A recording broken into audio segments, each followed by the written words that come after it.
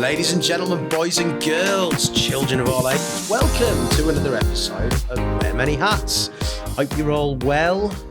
As ever, please like, share and follow the podcast across the mediums that you digest us, I suppose, is the best way to explain it.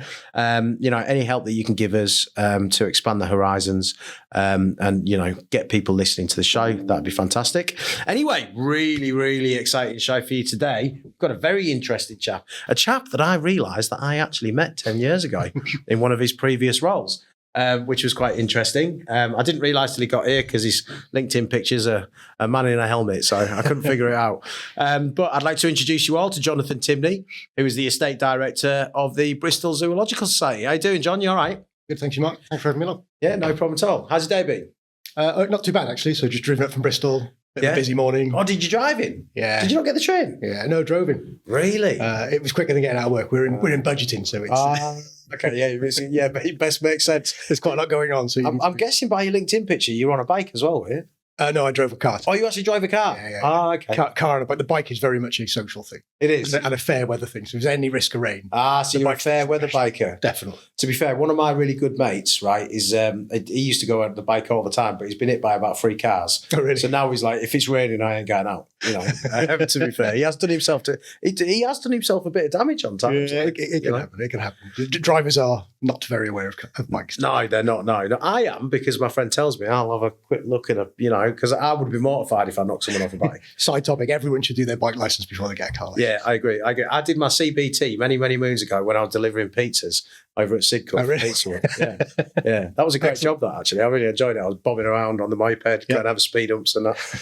That when I was a little bit more risk orientated then. So we all are when we're younger, right? Yeah. These days, everything hurts, John, to be fair. Very true. Yeah, very true. Anyway, listen, thank you very much for joining us today. Welcome. Look, I always start with a really easy question. Tell us a little bit about your career, how you ended up in facilities management, all the way up to where you are now, and then we'll delve into the detail. No problem. So I've listened to a few of these episodes before, and I think when this question gets asked at the start, almost everyone says the same thing. Yeah. I fell into it by accident. Yeah. And that's true for me as well. But I think my journey's been quite unorthodox, to be fair. So career started in retail. Yeah. Did my A-levels, didn't do brilliantly well at them. Right. All my mates went off to uni. Yeah. I was working part-time in a DIY store. And they offered me a full-time job. I went home to my folks and said, do you know what? I'm done with school. I'm going to go and get a job in retail. Yeah.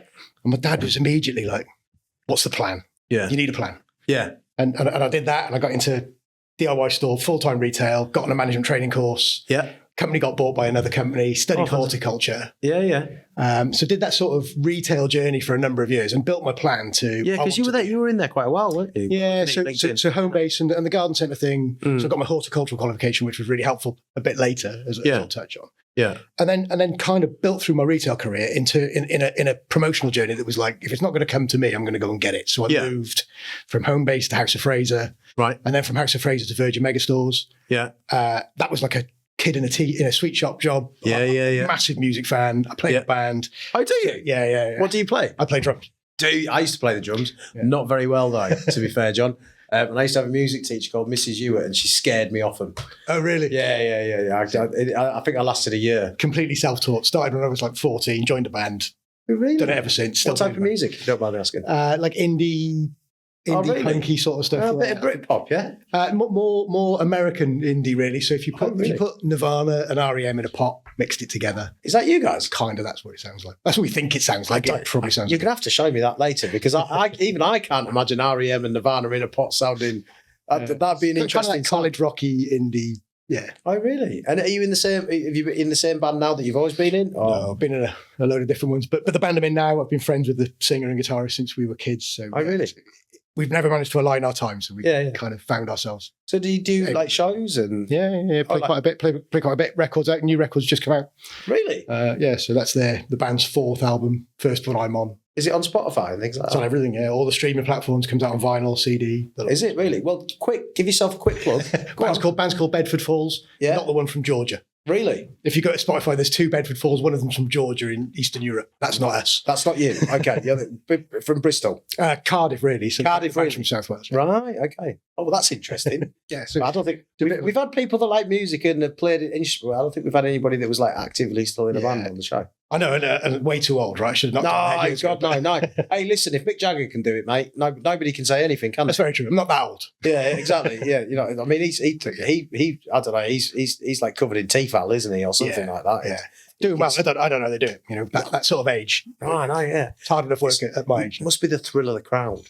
I'm sure it is, and I don't doubt, if I'm honest, Mark, the money would make the money's probably all right. I would have thought. Not so good at our end of the spectrum. He's got a few wives and a few kids, hasn't he? So he's got a few things to pay for. I'm guessing, old me. That's very true. That's very true. Anyway, sorry. No. I'm stuck mid-flow. So that Virgin Megastore for me was like kid in a sweet shop. Yeah. Did you meet any famous people when you were there? A few. I did a couple of months at the Oxford Street store. I did some time at Birmingham store. So really? We used to have sort of showcases, bands coming into play. So we had the Fratellis come and play at the store in Birmingham. I think. Oh, really? We worked the Slipknot signing years and years ago. Slipknot. See, I like Slipknot. I'm a fan of Slipknot. I do like Slipknot. Good fun. So we've done a few of those bits. So all good. Met Branson a few times, which was really interesting. Yeah, a lot of people. I've met a couple of people that have met him. They all say very nice things about him. Yeah, quite an inspirational character. Yeah, quite a nice guy. Yeah, and very employee driven and things like that. Very much so. Yeah, very much so. And culturally, Virgin was brilliant, but it was a time when physical music was in a difficult, challenging window, and we could see this journey of decline happening on High Street. Yeah, musical retail online was growing, all that sort of stuff, and you could kind of see and feel it coming. And it's such a shame, though, isn't it? Yeah, it was at the time. But we went to a conference, and Virgin got rebranded, and it had been bought out by the board, and it got a rebrand. And I remember being sat there and thinking, the removal of the Virgin brand might spell the end here. Yeah. And you could just see the decline happening. So at that point, it was me out, really. And just had enough, wanted to do something different. It just needed to get out of it. Yeah. Didn't really know what I was going to do at that point. And decided to swing the horticultural qualification in, and went back to my parents, a bit cap in hand. I had a mortgage and young kids. And what do I do? And I sat with my dad and I said, look, I've got a bit of an idea. I need a bit of backing, so I need a van. I need a lawnmower. I need a strimmer. I need a bit of help. And I'm going to try self-employed. Fair play. My dad had been self-employed all his life. Yeah. Very successfully. Always a bit of an inspiration. And I thought, if he can do it, I'm going to give it a shot. Yeah, of course. Yeah. He gave me the full spiel. It's hard work. You're never off. Yeah. 24/7. Really, and yes, I'll help you out, but I want to know what I get back for it. And So did that for a bit, and I was. Did you say cuddles? Yeah, and gratitude. And a mention on a podcast. Yeah, and a mention on the podcast. Yeah, you'll get cuddles and a big dinner at this time. That's exactly what. And I worked for myself for a period, and I just started off cutting grass and then doing slightly bigger pieces and laying patios and more hard landscaping. And then this is going to sound really weird, but I lived in a little village that had a church converted to a pub. Oh, really? And they needed their garden landscaping, so I said I'd do it for free as like a marketing opportunity. Yeah. Right in the centre of the village. Yeah. You buy all the plants, for some food and some drinks. And the labour will be free. I'll do the labour for free as a bit of a promotion. Yeah. And I was there for a couple of weeks doing it, and I'd go in for a pint at the end of every day. Yeah. And I got talking to a guy who used to sit at the bar, and this guy would be wearing a suit, and we sat talking to him, and we'd have a drink together. And slowly but surely it became clear he was the resort director for the Butlins in Minehead. Oh, really? And we just got chatting and became friendly and got to know each other. And I could see this opportunity. I thought, right, this is a way in here. If I can get a contract doing some landscape work or some gardening work for Butlins, you're all right there, right? I'm in, right? Yeah, that's the golden ticket. Yeah, of course. So kind of, trying to chat him up, trying to coerce, and he's really receptive to it. And he took me to Butlins on one evening for a night out and showed me round, and we had all the conversations around, is there and he's like, I've got a team of 20 gardeners here that I pay directly. I just have my own team. So there's no, maintenance work for anyone really on contract. And then our landscape projects are, 5-6 million pound projects. Yeah. You're a guy on your own. Do you know what I mean? No offense. She didn't turn around and said, "Don't worry, mate. I've got great partnerships. I could sort it." So and we tried to get into that. Anyway, we back and forth with it, but we maintained contact. And I kept working on the business, and it grew, grew a little bit, and it was getting better. Yeah. And then one day I was laying a patio in a house, and the phone rang, and he went, "I don't know how you're doing. I know you're trying to build your business. I hope it's all going well." I said, "Yeah." He said, I've got a proposition for you though. Yeah. And I said, okay, hear you out. And he said, well, let's meet in the pub later. Love a proposition, me. So we sat in the pub and he basically went, look, I can't offer you contract work. I don't think you're big enough. I don't think you go for the landscape work. I don't need the maintenance work. Yeah. Could offer you a job though. Oh, really? And I went, oh, right.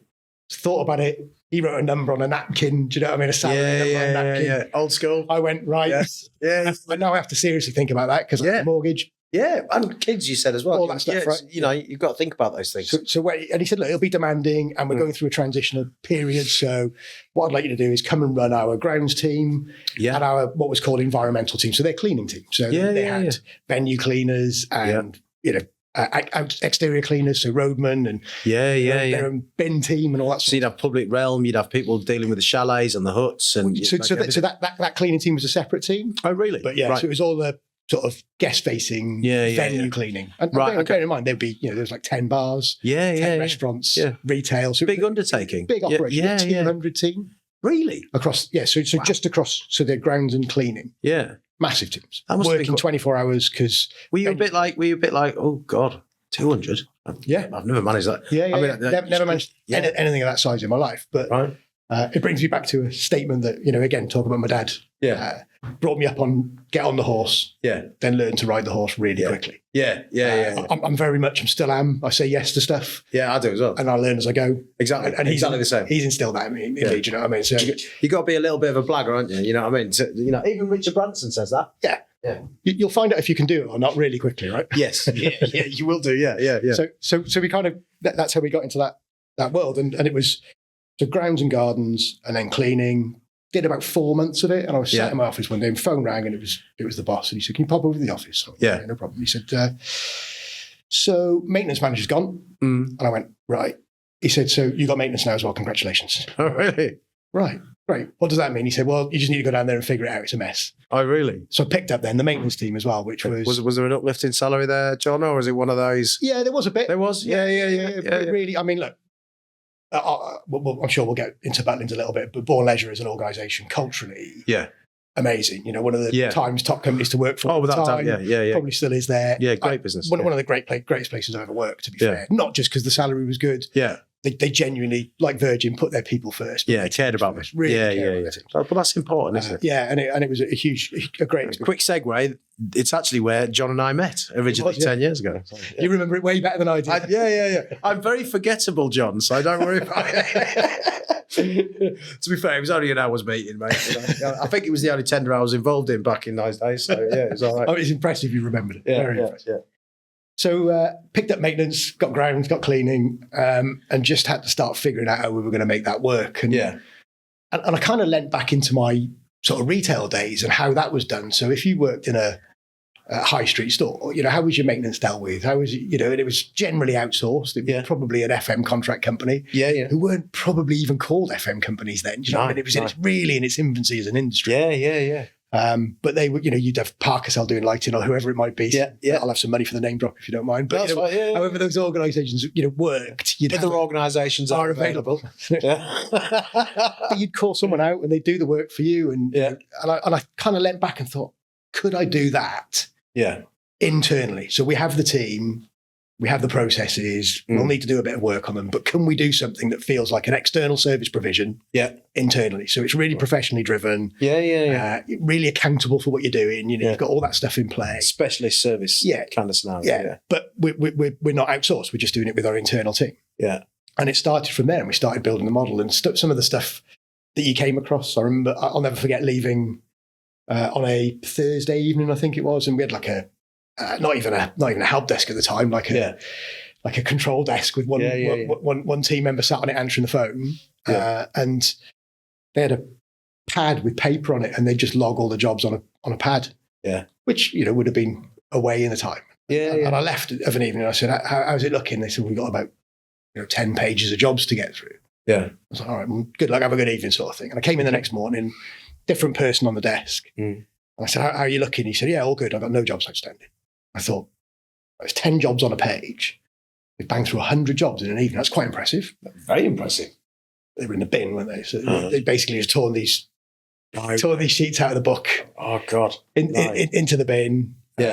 and made them disappear, for want of a better word. Right. And that got me into, we need a CAFM system. We need something that logs a ticketing system. Fully auditable. And it started as a self-build, just reactive works ticketing system. That just dealt with incoming calls, which could come from venues, could come from accommodation, could come from team could come from guests. So we had guests ringing through if they found a light not working in their apartment, or whatever it might be, a leak. Of course. So you needed something to just stay on top of it all, really. So we introduced like a very simple ticketing system. Which over a few years evolved into a CAFM system, because then I was getting into, right, how do I deal with preventative maintenance? How do I deal with compliance? How do I get visibility? How do I know what's going on? Next thing you knew, you were a facilities guy. It just evolved into one. Just evolved into and rebranded the team, restructured, called it facilities. Did all that sort of stuff. And if I'm honest, just was guessing. Didn't know what it was. Didn't have any training. Just I'd heard these terms. Bit of online research as you're going. Pick it up as you go. What I knew from my high street days, from my retail days, is it was all about service, and it was all about people, and it was all about delivery. I think that probably gave you a bit of an advantage, really, especially given the area that you moved into. Especially back then as well, because it was really sort of early days. And, and nothing like an organisation like Butlins had seen. To be fair, so we did a good few years of that, and got to a point where, without sounding arrogant, I kind of made myself pretty useless. The department ran whether I was there or not. It was a slick operation, and that was down to everyone involved, not just me, the team that were in place. But that's the key, though, isn't it? The managers that were around me became a really slick one, and I effectively felt like I'd made myself redundant. Do you know what I mean? There was nothing left for me to do there. Of course. It was, where do I go next? And I started to think about, how do I move on? How do I get the next promotion? And in a chance conversation with, I think, ops director for Butlins, around what we'd done at Minehead and how successful it had been, and how we changed team engagement, how we changed reputation, perception, because they were always perceived. Maintenance team were perceived as, the kettle never went cold, jobs disappeared. Because at one point that's what it was like. Well, it is kind of still perceived that way today, isn't it? You know what I mean? 9 times out of 10, where's an engineer having a cup of tea? But we put accountability in, so they were job numbers. You logged a job, you got a number. We'd react to it, and and all that sort of stuff would all play. So that accountability piece became really clear. And the chance conversation became, like we've done at Minehead, do you reckon you could make it happen at Skegness and Bognor Regis as well? Well, I'd love to give it a shot. So that's how I ended up where we met at Hemel. So their central office was at Hemel Hempstead. And I set about trying to implement the same processes, procedures, policies, behaviours. So did you relocate out of interest then to Hemel? To Bristol. To Bristol. The reality was, it was so I stayed in Minehead for a while. But to get to the motorway would take an hour. So that was too much. And if you go Minehead to Skegness, that was a 5-hour drive. And I wasn't to Hemel once, maybe twice a week. Then that's not too bad though, is it? And then to the site, so to Bognor, to Skegness. So actually, I could have gone anywhere in the country. And it was over to my wife really to pick up. Where she was going to get a job. So I was like, we need to leave Minehead. We need to get out. She worked at Butlins as well. We need to leave Minehead. See what you can find, go and see what job, and I can literally go anywhere.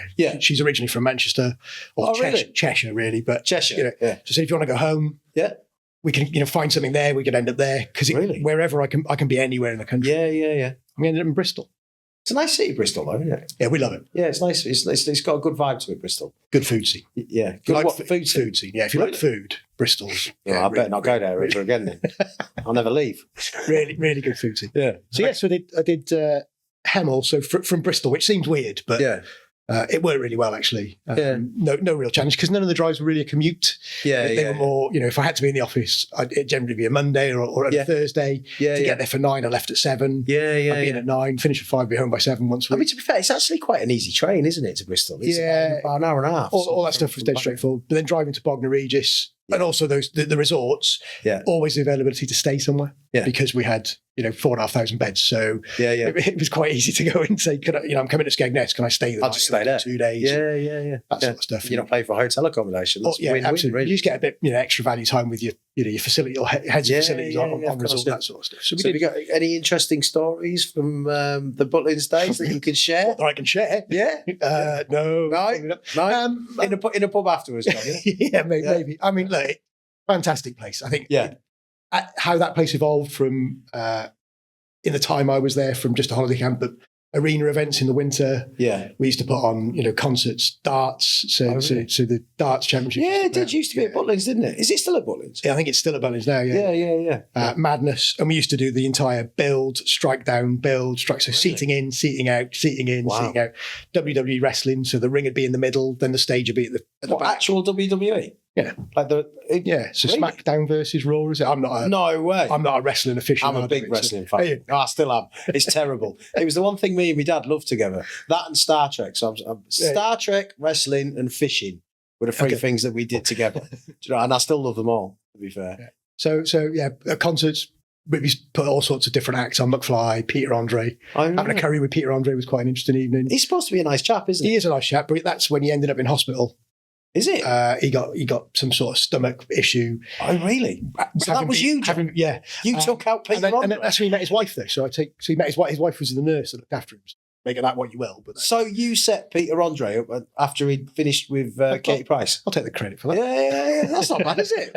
Right, Peter, come on, mate. Sort your old mate John out. Yeah? Those sorts of experience were brilliant. But also, Born Leisure and Butlins in particular, amazing sort of culturally great development programs that work really well to develop their leaders. Oh, well, that's fantastic. Very people focused, and just had a brilliant time. Because Bourne is Haven as well, isn't it? Yeah. So it's changed structure now. So it's gone through quite a lot of change since, not because I left, but since I've left. Quite different now. I think Butlins sits separately to Haven and Warner. Does it really? Yeah, Haven and Warner hotels are now part of the Blackstone Group. So are they? Yeah. Oh, so they sold it off. Yeah. Oh, I didn't know that. So I think it's on a bit of a transitional period. Yeah, I've been to Haven quite a few times. I always like it. It's just, I think Haven, just the British holiday is always really good, especially when your kids are little. Yeah, I would say they're ideal, aren't they? Brilliant. I mean, the Butlins thing for me, I'd never been. Before I started work from never been. Really, didn't really think it was for me. Yeah. The brand used to evoke a reputation, right? It used to evoke an image, and Heidi High. And only when I went to work there, I used to talk to friends and just go, you got no idea how. Particularly if you've got young kids, you've got no idea how much you'd love it. Really? As a parent, if you think being a parent's exhausting, which it is, yes, and you want a bit of time off, that's the place to go. Is it really? Because it is constant entertainment for kids. Right. It's full on, and there's lots going on. Yeah. But if you want to keep your kids amused for a week or a weekend, look, my wife loves Butlins. I've never actually been to Butlins. I've been to Haven loads. But my wife, she's been to Skegness, I think, a few times. She keeps saying to me she's got Butlins, and I probably will do at one point. But I just get sometimes I look at the price of holidays in Britain, and I'm like, it's in Britain. What are you doing? It is hard. To be fair, it's just so costly, isn't it? Yeah. But I'll get there eventually. It's like Centre Parks. Like I'm a Yorkshireman, right? So small hands, deep pocket, spending money anywhere, John. Centre Parks. I've heard some horror stories. That can be quite expensive, right? Yeah. I've heard some horror stories. So, and it gets something like $2,000 for a week or something like that. And you're like, yeah, no, but you could be sat somewhere warm, with a beer in your hand. Yeah, I get that. Yeah. So the Butlins thing for me was a really interesting experience. Not least the working for Butlins piece, but from an FM perspective, that was my.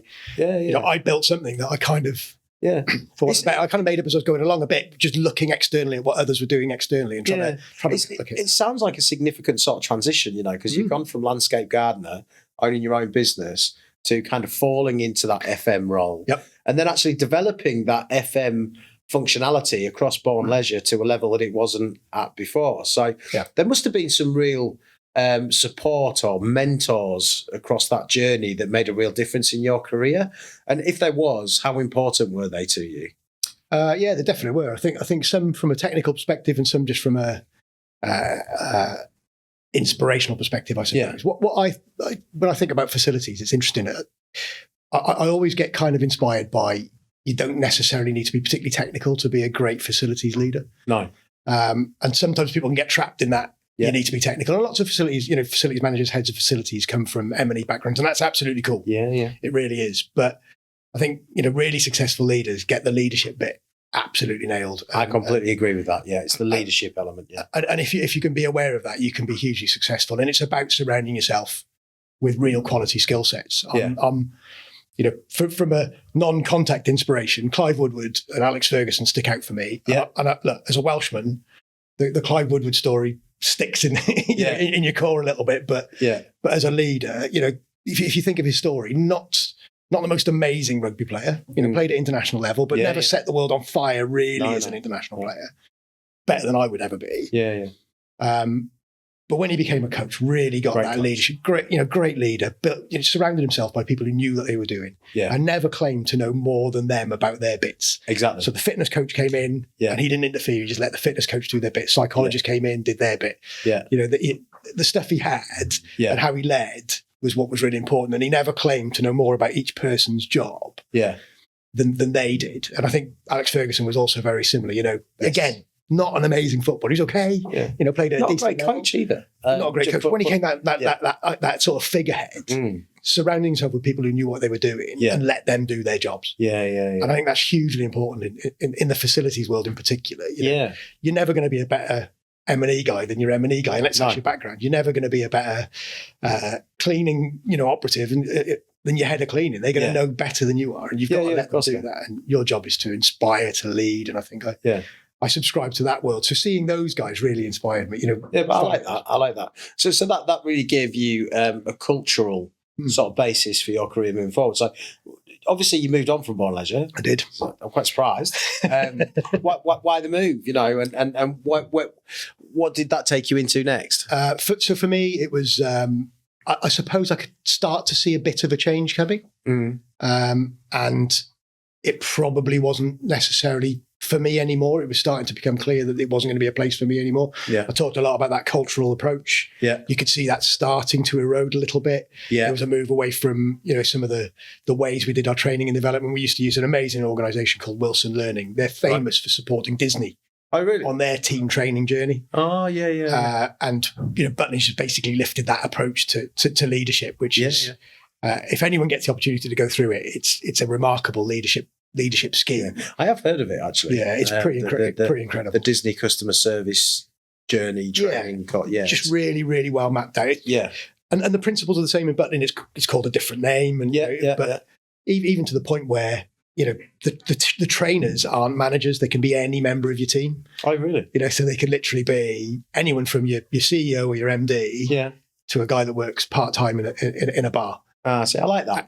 And when you arrive on your first day, for your first day of your journey, the training team wear Navigator T-shirts and they all wear the same Navigator T-shirts. So you don't know if you're being trained by the CEO or the MD or the guy who works part-time. And it's really levelling, and I think it continues from there. So I quite like that. Yeah, that's a good approach, isn't it? And there was a change in MD. There was a change at the very top. Then we could hear rumblings that this training was going to disappear, and that was for me that was the linchpin of Born Leisure. It was time to start thinking outside the box. And I just got an approach. I got a call from a recruiter who said, "Look."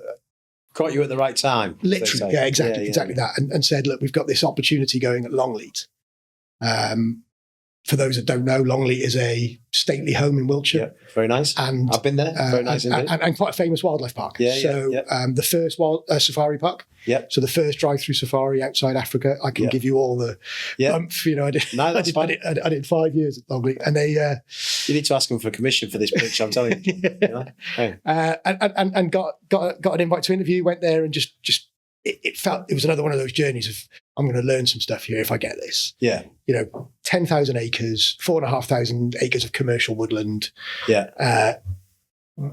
Hundreds of residential and commercial properties. A grade 1 listed stately home that the family live in. Registered parkland. Must have been quite interesting for you. I mean, I guess fascinating. A lot of your skills would be transferable because of the nature of what you did, but there'd have been a lot of stuff in there where you were like, oh God, I've never dealt with this before. Huge amounts of it. And actually, when I first went there, I thought I was going to go and look after the safari park bit from a facilities perspective, which is kind of similar to a holiday camp, right? Yeah. Different sorts of animals, admittedly. But so were you looking after the stately home and things like that as well? Yeah. Because I guess, was that open as a museum type facility? Open to the public, but also a family home. Really? Wow. So it's the seat. What do they do? Hide in the basement when people were popping around? So it's the seat of Lord Bath. Counting their money. Excuse my language. I'm joking. Don't take that seriously. I'm messing. So it's the seat of Lord Bath. So him and his family live there.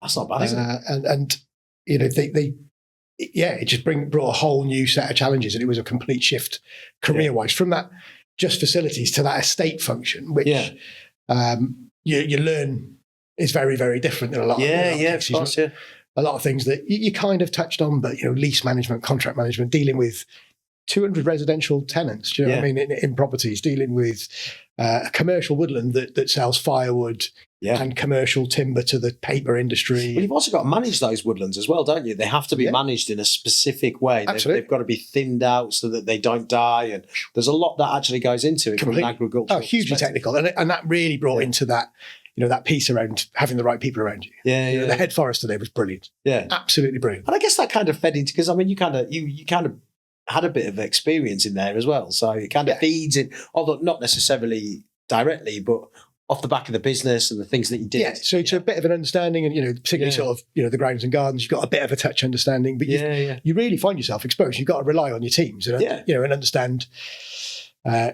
you figure out who you can trust, how you can trust them, what can you allow them to do, how, and you go through that journey with them. But when you've got real stars in your team, it makes a massive difference. And you have to rely on them, but you learn a lot. And it was a real baptism of fire. And back to that guy horse, learn to ride the horse. I was hanging on for a long time. I mean, listed buildings as well. That's a massive challenge in terms of what you can and can't do. Especially grade 1, right? Yeah, grade 1. Barely look at it. Yeah, you can't do permission to do it. I don't think you can take the picture these days, can you? It's one of those things. It was pretty straight. But again, though, but it goes back to the other stuff we were talking about. relationship building. So the best way to get through that journey was building relationships. So I built a good relationship with Historic England and our representative from there, built a great relationship with Natural England and our representative for there, local planning officers, conservation officers, and every opportunity caught up with them, wanted to talk them through what we might be doing, what we were thinking of doing, and you get their view, you get their, and they'll tell you what they're thinking. So if you say we're thinking of putting a big tent out the front of the house, your conservation officer is going to go, you're not. Yeah. No matter how much you think you are, that's not going to happen. Yeah. But, we're thinking of putting one just over there, the other side of the lake. Yeah. And they'll go, okay, so talk to me what it looks like. How long will it be there for? And they'll be a bit more receptive. And then when you come to, because you will have to submit some sort of planning application. Yeah, of course. They're going to let it slide a little bit. And then let it run through. So the animal piece on that, because that to me would be kind of the wild card, wouldn't it? In terms, because, I mean, it's England, isn't it? So I don't know if it felt like the wild card really for me, because, like I say, having been at Butlins, different sort of animals. Fair enough. Drunk clients. But I've had too many whiskies. Yeah, the big thing was about the escape risk. Was a big one. Do you know what I mean? The safety piece, health and safety became a much more prevalent discussion. Do you know what I mean? Because did you have predator animals there then? Yeah, so there's 2 prides of lions, really, cheetah. Tigers. Do they all just run around together? No, so they've got sort of separate enclosures, if you like, but on huge footprints. Okay, so drive through. So the lions basically can't decide, right, I want to go get myself a plate of zebra. Exactly. Right, okay. It'd be a little bit too realistic, wouldn't it? A bit too. That'd be good, though, wouldn't it? Don't you think? I don't know if it'd necessarily land brilliantly. It'd be great, but I don't think it'd land brilliantly in the British holiday or the British travel industry. It's nature, it's nature. What do they do in Africa? Yeah, so we did. So a fascinating place. Yeah, amazing.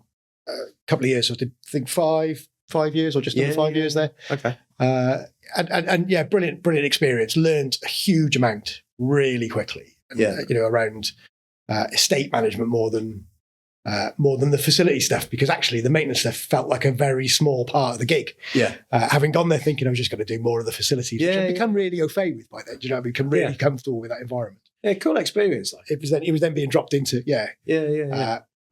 they've got a lake that they use for fishing, and it suffers with blue-green algae, so it closed every summer. Yeah.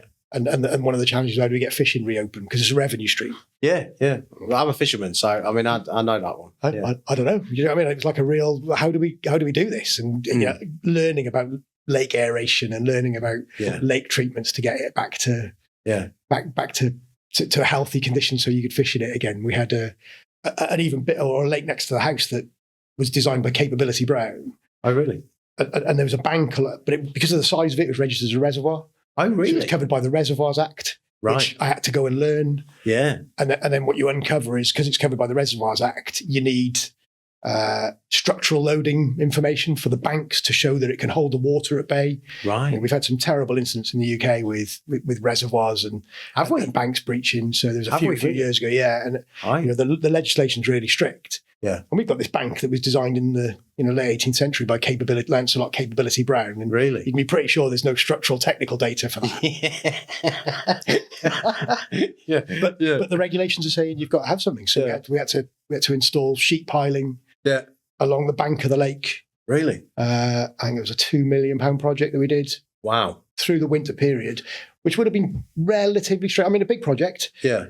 Relatively straightforward, except we had to sheet pile from the water. So we put the piling kit on a pontoon and floated it across the water. Yeah. So it could pile the sheets in, because we didn't know if the bank was structurally sound. We didn't know if we could put a 16-ton digger on it. Oh, of course, yeah. So we had to put it on a pontoon and push it out. So that was challenge number one. How deep was the reservoir then? I'm not sure of the exact depth of it. And I can't even remember the volume of water in it, but it was huge. But then you get your other challenges. So that lake has 2 hippopotamus living in it. What? And does it? Yeah, and some sea lions. They're dodgy as well, aren't they? Hippos. Yeah. They kill more people than any other animal on the planet. Did you know They do, that? they do. Well, apart from actually cows. Cows kill more people, which quite interestingly is very, very strange. Not a fan of cows. No, for that reason. I look at cows like I look at horses. At some point, I'm going to realise they're big. Do you know what I mean? An element of caution. Yeah, an element of caution. Stay away. I remember going through a field of dairy cows with my 2 Labradors about 10 years ago, and I was just like, "This is not good." They're all looking at me. Yeah. So this lake had 2 hippos living in it, and a family of sea lions. Sea lions are fine; they're just curious, like to be fed. So could the hippos just go wherever they wanted? Pretty much. They'd be kind of held off with some electric fencing along the side and stuff like that. And they've been in there for a long time, so they just become used to their habitat and didn't really see a need to leave. Yeah, they get fed, they go back to their wallow, they go back in the lake. I'm surprised it's not too cold for them, actually, especially in winter. No, they're generally pretty good, to be fair. Right. But it made the morning health and safety briefings with the contractors interesting. I bet, yeah. Because, wear your hard hat, wear your high vis, watch out for the hippopotamus. Yeah. Hippos can run faster than you. Make sure you zigzag. And it means we have to have a watching team with a boat. Yeah. Just keeping an eye in case anything. Wow. In case anyone falls in, you need to get there before anything else does. So yeah. That was quite a project. So wow. Yeah, and then you get refurbishing or maintaining a Grade 1 listed house. So fascinating. Yeah, it's fascinating piece. But it took me to my current role. Yeah. And I. Whilst I was at Longley, a few years previously, I'd seen a job called Transition Director at Bristol Zoological Society. Yeah. And I remember saying to my wife, that's the job I want. Yeah. I live in Bristol. I love Bristol. Yeah. Bristol Zoo is going through a bit of a transformational period. We've closed one site. It's in Clifton, 12-acre site, way too small to be a zoo now. So we're closing that site, and we're in the process of going through a sale transaction on that. And we've got a 140-acre site on the outskirts of Bristol that we're turning into the zoo of the future, if you like. So zoos have got very difficult to move everything associated with. Yeah, it's part of the journey we're on at the moment. So complex. So this journey was underway, and I was like, that's the job I want. That's the job I want. Yeah, and the opportunity came up last year to take that job, if you like. It's like change your job description, so it's Director of Estates. Yeah, but I had to go for it. No, fair enough. That was me moving on from Longley. Yeah. I still lived in Bristol, so my commute was an hour and a half each way, Longley back and forth, which I was more than happy to do. But my commute now is about 10 minutes. Oh, well, there we go then. Wonderful. Winner, chicken dinner. But that's not the reason. I think we're really excited about what's going on at Bristol Zoo. Yeah.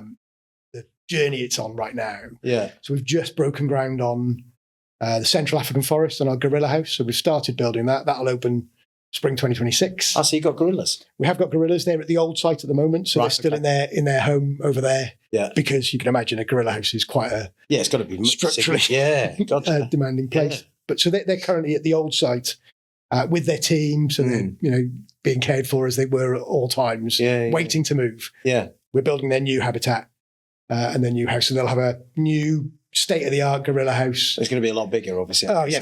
4 times the size of the house, and then an island with a moat around it that's 4 times the size as well. So huge outdoor space. So will they go across the moat then, the gorillas? They can't go across the moat, so they don't like water very much. Do they not? So that's part of their limitation. So people will be one side of the moat, gorillas on their island. Okay. Yeah. And then for the first time, it'll be a mixed exhibit. So we'll add cherry crown mangabees as well into the exhibit. So that what? Cherry crown mangabees, they're like a primate. Another monkey. Another monkey. Right. Okay. So you'll have 2 species in the one location. So they'll interact. I think the key thing about the society, and that was the real driver for me joining. So Longleat and the safari park was very much about animals as an exhibit. So like lions are a hero species that visitors want to see, and that will drive your visitor numbers. Of course. I mean, tigers are a hero species that visitors want to see, and that'll drive your numbers. Whereas the society's view and our position, and this is the zoo of the future piece, is zoos are going to have a moral responsibility going forward. Well, they should. I think and all the species, or 90% of the species we'll have, will be directly connected to our conservation work. Right. So the society, Bristol Zoological Society, yes, it has a zoo. Yeah. But actually, what it is a conservation charity. Yeah. And it's one of the oldest, isn't it? I believe. Fifth oldest, I think. Yeah. Fifth oldest in the world. Yeah. First one to use the word zoo. Zoo, really? Yeah. Right. Okay. It punches way above its weight. Yeah. It's quite a small society compared to ZSL, so London or San Diego, some of this, but actually punches way above its weight from a conservation perspective. Yeah. And we're out in Equatorial Guinea working with Western lowland gorillas. Right. We're out in Madagascar working with lemur, so different species of lemur. So whenever you talk to anyone about a lemur, they always picture the ring-tailed lemur from Madagascar. Yeah, I do like a lemur. They're good. But we work with blue-eyed black lemurs. We work with gentle lemurs, which are a much rarer and a much more endangered species. So, really? So, and if you come to Bristol Zoo, they've got those lemurs there, and we'll tell you the story, and we'll explain why they're here. So they're at Bristol Zoo because they are critically endangered. So I'm guessing you would have breeding programs and things like that you take part in as well. Yeah. And do you put them back to? Do you reintroduce species into the wild once you've got a good population, or? Not necessarily a huge practice. Again, the animal piece and the conservation piece is not my forte, but you do know that can bring its inherent risk. We are with some, so and sometimes it's a species that you don't even think is an issue. So we work with a species of snail. Oh, really? That was extinct in the wild, and we've just reintroduced them into the wild now, working with a few other zoos, so Chester Zoo and in partnership. Really? And we've just reintroduced a species of snail back into the wild. Not in the UK? No. No. Okay. Somewhere else. I can't remember. No, that's fine. Okay. But so it will happen in certain situations, but generally, some species just will never be adept to doing that. So actually what you're part of is a breeding program or, a health maintenance program or sometimes just a survival mode. Sometimes that species is extinct in the wild, and the only way it's going to survive is by being at zoos. It's the only way it'll survive. Otherwise it'll go extinct. So, it might end up only ever being in captivity, but the reality is it might never cope in the wild because it's absolutely essential work then, really. Critical, critical work. Okay. That's really so being part of that, and look, we're in a part of a 10-year program now to build this new zoo. So a big chunk of my job now is, yes, we've got facilities in there, we've got maintenance in there, we've got a great facilities manager, we've got landscapes in there, but a big part of my job now will be about building this new zoo out. Got a head of projects who's doing a grand job of that, and a senior project manager delivering on those. But that'll take my time up going forward, I think. That's very interesting. I'll make sure that I visit once it's all completed and in situ. So look, I've got to ask you some FM questions. I know that we kind of talked about everything, but sorry about it. No, it's fine. Fantastic. Fantastic example of diversity within the facilities management sphere and the type of industries that you can get involved in, because a lot of people think it's just buildings, but it's not. There's so many other things that you can get involved in. If I'm honest, I was really keen to come, because I think having heard you talk about what the purpose is behind this, trying to encourage people into the industry, be that youngsters. I think my journey's been so unorthodox, and I've ended up at quite an unusual place. It's that recognition that you might not just end up managing a building. No, you could do any number of different things. Think about it: zoos, racetracks, sports stadiums. There's all sorts of places. If you're interested in a certain thing, then you can go for it and you can work towards. And you're making a difference. For something really, for me, it's that making a difference to wildlife. It's but from a facilities and maintenance and buildings perspective. I would love that. So, John, look, tell me, for any young people out there, what advice would you give them if they were looking to move into the facilities management industry? Well, it's a great question. I think it's a bit about being really clear about if that's what you want to do as a first port of call, but really understanding, that you don't need to be a technical, brilliant electrician or an M&E guy. Do you know what I mean? You can get into that journey. And actually, some of the team that are working with us now and are working with us previously as facilities coordinators or facilities administrators. That's their first place in. And if that's if you thinking of this sort of a journey into a job, that's a great place to start. Yeah, of course. Yeah. Looking at the IWFM website, I think they've got a great resource of material. Yeah. Listen to this podcast would absolutely be a place you would go with it as well. I think is really, really true. But I think, and I think when you get into any role in facilities, and this will always stand out. There's 3 words I always like to live by. So be present. Yeah. So whenever you're in, be there. Don't just don't be, because you have to be. Don't be daydreaming. So much going on. Yeah. You got to be on it. Pay attention. Be persistent. Yeah. Because it's full on. And you're going to need to be full on as well. I believe in that. As my dad said to me, shy burns getting out. Yeah. Exactly that, right? And then be consistent. So stick to it, and I've always tried to remember those. And if you do that early doors, it'll sort of form you up to be really well placed. It kind of leans into that ISO model, that. Yeah, it does. Do what you say, or say what you do what you say, and prove it. Yeah, exactly. And the same sort of thing is if you can live in that world, you'll go far through it. And I think I've heard others say this before, and I did the same thing. If you want to progress your career, you kind of make yourself redundant. Yes, I agree. It feels counterintuitive. Yeah, I've spoken to a lot of people over my career, and you hear them say, my dad used to tell me that you should always keep something to yourself so they can't get rid of you. And I'd be like, I think in completely the opposite way. It was like that back in the day, though, wasn't it? That was the attitude. Absolutely, knowledge is power, and if I know this and no one else does, they can't get rid of me. Yeah, exactly. I take the function in the opposite way. Yeah, okay. Literally. Well, that brings us to the end, John. Wow. Yeah, I know. Really quick, wasn't it? Before you go, tell us a little bit. What do you like to do outside of work? What gives you the most joy? What do you like to get involved in? Tinker on old cars, ride motorbikes, and then the biggest one is I play drums in a band, and that's the big one for me. The big one. Yeah. And I'm definitely going to listen to some of your music in the pub very shortly. It's a great relax. Yeah. Well, listen, John, thank you very much for joining us today. It's been an incredibly enlightening podcast.